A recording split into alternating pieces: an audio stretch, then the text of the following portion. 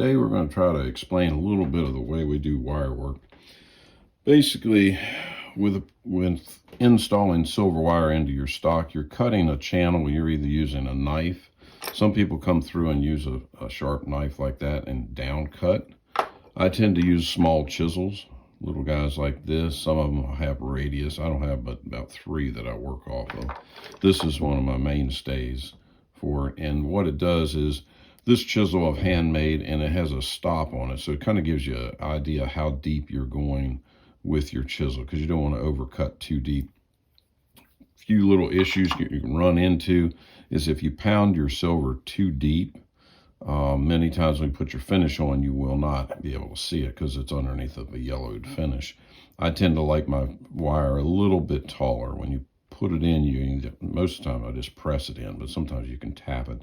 The key is you don't want your channel so shallow that the silver wire sets up too tall, because when you planish this or pound this, you start beating it and it starts getting fatter on the top. It actually makes the wire bigger in spots, and it'll give you a poor finished product. So a lot of people put wire in, but the thing is, by the time it's all said and done, it looks bad because the finished product is the last steps. You need just to work on them, that's all.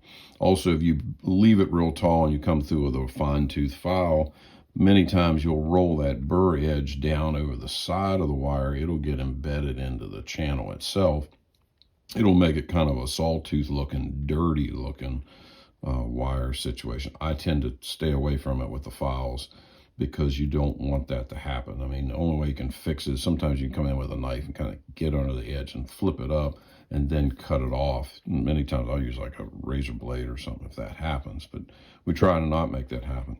Also, to taper the tips of your wire. If you're going to terminate 2 pieces together, thin these edges out, and you can just simply take a file and just lightly thin. I don't know if that shows very well, but we're just lightly thinning the tip on both ends of it.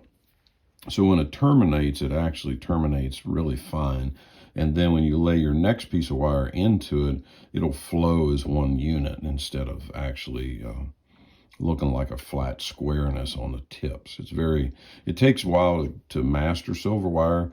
Just know, if you start getting on radiuses, you say, hey, I'm going to put this on a pipe tomahawk, you're starting out at a deficit, because when you start making the rollover, what happens is when you have a piece of wire that sets relatively flat, that doesn't fall on the floor, what will end up happening, by the time you set this piece and you come back and you set that back section, that one will actually lift up out of there. That's where I come through with the silver wire. I cut it, roll it first. I tend to roll my own silver wire, different thicknesses, and I split it with a pair of shears. And the shears are just those little guys. And what I'll end up doing is set the piece of wire here, not even tap it, just push it into place, pull it back, cut it the length. The shears I use are just those little Chinese jobs that are like an 18th century shear. I dub the tip a little bit, soften it so it doesn't scratch, so you don't have 2 points cutting. And then when you bring your wire, you just simply sit right down over the top of it and pop it off. And so when you shear it, you're not actually making 2 scratch lines, and things would work really, really well. Keep them nice and sharp. I also use that to split the wire. And then once the wire is split, I run it through a little tiny saw kerf, which is with a jeweler's saw on a block on the bench over here. And then I pull the wire through. I take a big chisel and I start tapping it. And what it does, it puts these little burrs on the bottom. And the burrs are what help keep it in. If I sat there and I'd say I did a 1-inch strip without the burrs on. So I say I do one over here, it's a 1-inch strip, one over here. This one I inset without the burrs on the silver wire. I can slip that right back out once it's inset. But if you put the burrs on it, you put a tiny bit of water to it, pulls in on these little barbs on the bottom, and that's what actually holds it in place. It works really, really well. Keep in mind, when you're thinning your tips down, you don't have to thin all the way down to the burr edge if you don't want to. You can actually just feather out the top 2/3 of the wire and leave the burr in there, because when you get down in, once that wood swells up around that wire, you can still keep a nice burr there without having a super fine, thin edge on these outcome here. Also, don't think that every piece of wire has to connect to the next one. If you study your Rococo art, you'll find a lot of Chippendale furniture and that carving. Those lines do not always intersect with each other. Sometimes they'll just fade in and your eye actually connects that line through just naturally. It actually makes a lot of times your work, whether it's carving or in your wire work, will be more detailed and actually interesting because of those lines, that flow. The key to any of this is take your time, do a really nice job, and practice on flat surfaces before you start getting into something that has a heavy radius to it. Many times with the wire, when you cut it, it'll curl up. It'll make a little curly cue. What I do is I run it across a punch like this. This one I've already straightened out. But if you want to train this wire, you can just pull it. It's kind of like Christmas ribbon. You can tease it and make it go any direction you pretty much want to. Then when you get down to the fine turns, just hold it with your finger here, and you can twist it.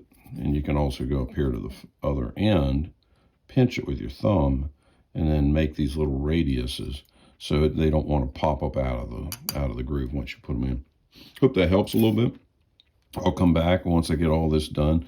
You can see I've only drawn on half the pattern. The reason I do that is because I'm not worried about the other side. What we'll do is do this half of the pattern, come through with a piece of paper, lay it over, do a tracing of it, and usually my finger's dirty enough I can rub the piece of paper, come back and then transfer it over, go over those lines with a pencil or an ink pen, and it'll give you the exact same pattern on the wood as in a crease, because you don't have to you can use carbon paper if you want to, but you don't have to. You can actually just rub it on, flip it over, lay it at your half line that's coming through, your center line, and then go ahead and draw this other half, and then they'll both be symmetrical. So, hope that helps, guys. Okay, just a recap on what we did with our silver wire. We did our transfer paper, so put that over here on this side. It didn't get quite all the tendrils. I added a couple afterwards. But go ahead and rub this out, comes through. You can take a pencil and use the graphite on this side. And then when you lay it over here to mark out your other side, the graphite, you just trace this over and you'll have a symmetrical thing without a whole bunch of shenanigans. I added a couple more tendrils in here. This was kind of skinny. I didn't like the look, so I wanted it to flow a little bit more. So I put 2 more volutes on each side. The wire stands up just a little tiny bit proud. I go on top of it to smooth it off with like about a 400 grit sandpaper just to soften the edges, not enough to really make a burr or anything. Also, what you'll find is if it sets up a little proud and you put your stain and your finish to the gun, what will happen is if this is perfectly flush, many times your finish will be across all your wire. It'll start to yellow with age, and all of a sudden this will look like brass wire rather than silver, which is not the goal here. So by leaving it up just the tiniest bit proud, it gives you the opportunity to put a nice coat of finish on it.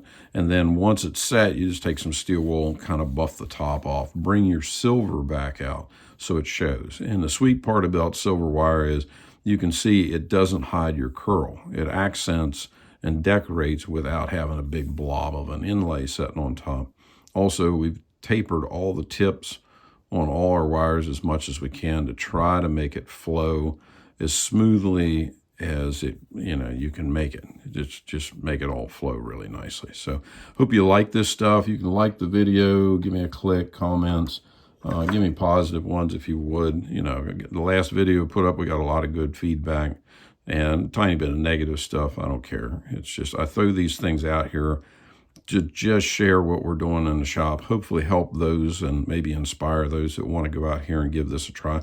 Silver wire is a wonderful embellishment that takes a little bit of skill. I mean, it takes patience and a lot of skill, and the more you do it, the better you'll get at it. Just be very meticulous. Your tools are super, super important. Your tools need to be super thin, very sharp, and you just take your time doing it. That's the key. I'm sure there's some other videos out there you can probably watch that other people show different techniques.